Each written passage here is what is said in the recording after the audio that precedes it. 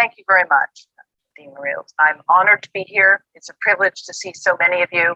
I must say I'm thrilled to be at this great university, which has a tradition of open and democratic discussion, and I look forward to having a frank and full conversation, as we say in the diplomatic world, because the issue I'm going to talk with you about is there isn't one truth. Of course, truth is a relative term. At one point, the truth was the world was flat.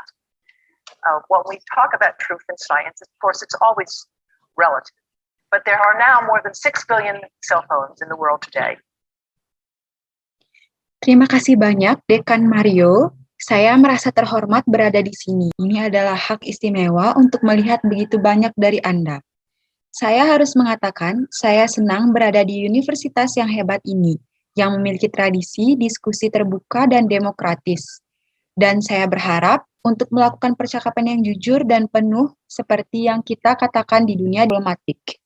Karena masalah yang akan saya bicarakan dengan Anda adalah bahwa tidak ada satu kebenaran pun. Tentu saja kebenaran adalah istilah yang relatif pada satu titik, kebenaran adalah dunia itu datar. Apa yang kita bicarakan kebenaran dalam sains tentu saja selalu relatif. Tetapi sekarang ada lebih dari 6 miliar ponsel di dunia saat ini. 8 billion wireless transmitting devices, more than 50 billion are anticipated to form the Internet of Things. And we have to recognize that we don't know a lot about the public health and environmental effects of this form of radiation. You have briefly mentioned some of my career. I won't go through this in any great detail, but I would say to you that probably the most important thing I did, and I see many people in this room aren't even old enough to remember it. 8 miliar perangkat transmisi nirkabel yang lebih dari 50 miliar diantisipasi untuk membentuk internet untuk segalanya. Dan kita harus menyadari bahwa kita tidak tahu banyak tentang kesehatan masyarakat dan dampak lingkungan dari bentuk radiasi ini. Anda telah secara singkat, Anda telah menyebutkan beberapa dari karir saya. Saya tidak akan membahas ini secara rinci, tetapi saya akan mengatakan kepada Anda bahwa mungkin hal terpenting yang saya lakukan dan saya melihat banyak orang di ruangan ini, bahkan tidak cukup umur untuk mengingatnya. But long time ago, we used to have smoke on airplanes. People could smoke tobacco on airplanes. And I was involved as a young scientist in the committee that actually reviewed the data and recommended that there be no smoking on airplanes. You may be shocked to hear that it was even a question for science at the time, but it was. And when I look at what we know now about mobile phone radiation, I see some very interesting similarities because there were a lot of questions that were raised about the safety of tobacco on airplanes. And they were in fact legitimate questions, things we did not know. There are a lot of important questions to be asked about mobile phone radiation today, without any doubt. But the reality is we're not asking those questions. And with the exception of some researchers here and elsewhere, very little new research is being done in this field. Tapi, dulu orang bisa merokok di pesawat, dan saya terlibat sebagai ilmuwan muda di komite yang benar-benar meninjau data dan merekomendasikan agar tidak merokok di pesawat.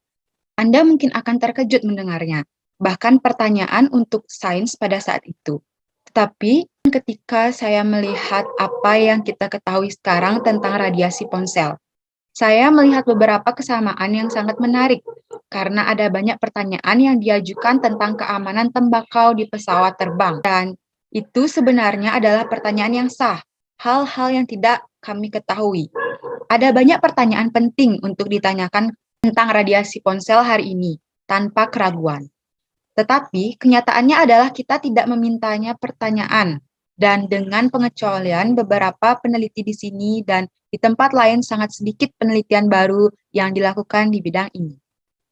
So it's a thrill to be here because Australia has been a leader in research in the field of electrical engineering and its applications to medicine, doing some of the most exciting work in the world and funded by institutions around the world, including the U.S. Department of Defense.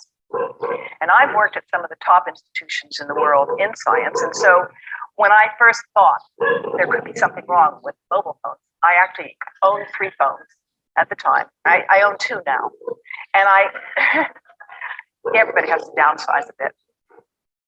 And I didn't believe there was a problem. And I thought if there were a problem, I would know about it because, of course, I knew all about what's important in science.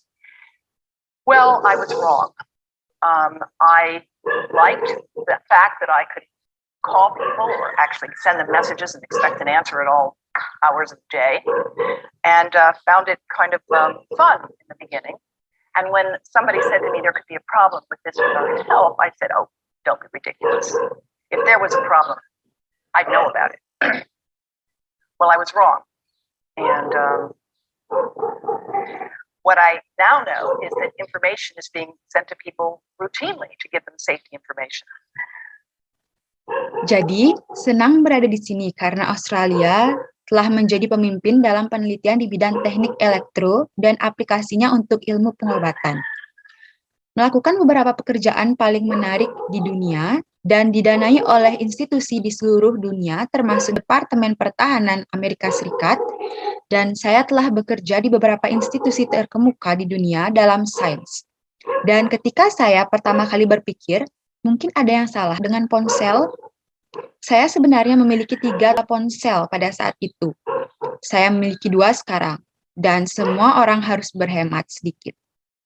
Dan saya tidak percaya ada masalah, dan saya pikir jika ada masalah saya akan tahu tentang itu, karena tentu saja saya tahu semua tentang itu penting dalam sains.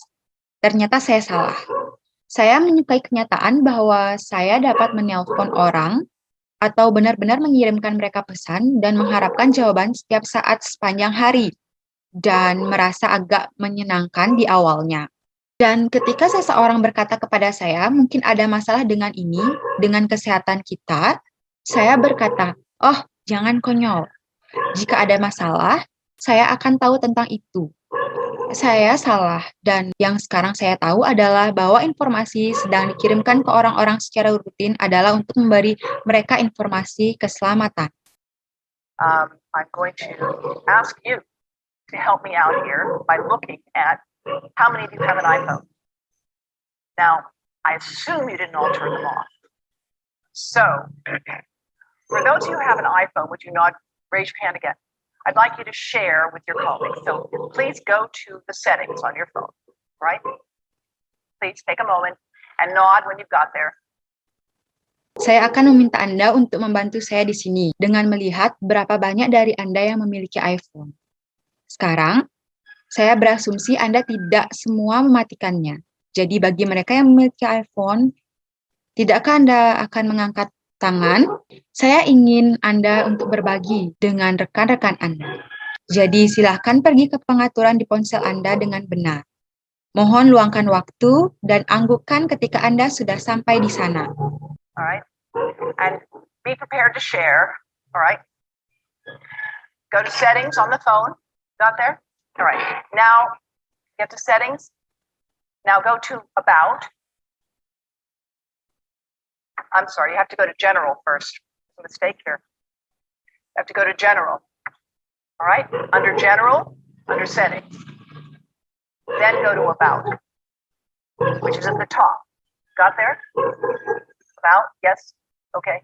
Now you have to scroll all the way down to something you don't normally see, called legal. You got to legal? All right. Now click on RF exposure.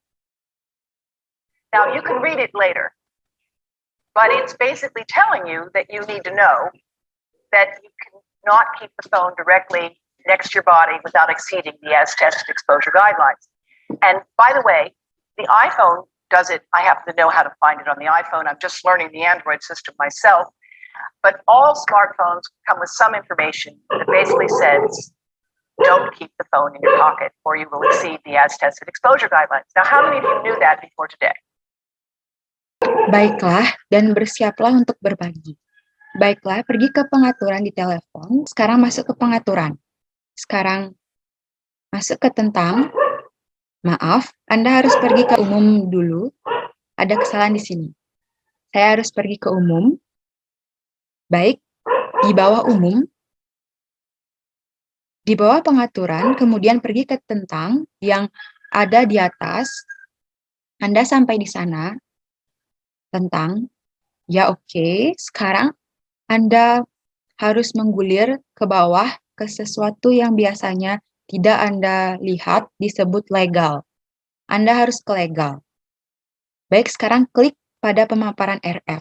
Anda dapat membacanya nanti, tetapi pada dasarnya memberitahu Anda bahwa Anda perlu tahu bahwa Anda tidak dapat menyimpan telepon langsung di samping tubuh Anda tanpa melebihi pedoman eksposur yang telah diuji. Dan ngomong-ngomong iPhone melakukannya. Saya kebetulan tahu cara menemukannya di iPhone. Saya baru belajar sendiri sistem Android. Tetapi semua smartphone datang dengan beberapa informasi yang pada dasarnya mengatakan jangan simpan telepon di saku Anda atau Anda akan melebihi pedoman paparan yang telah diuji. Sekarang, berapa banyak dari Anda yang tahu itu sebelum hari ini?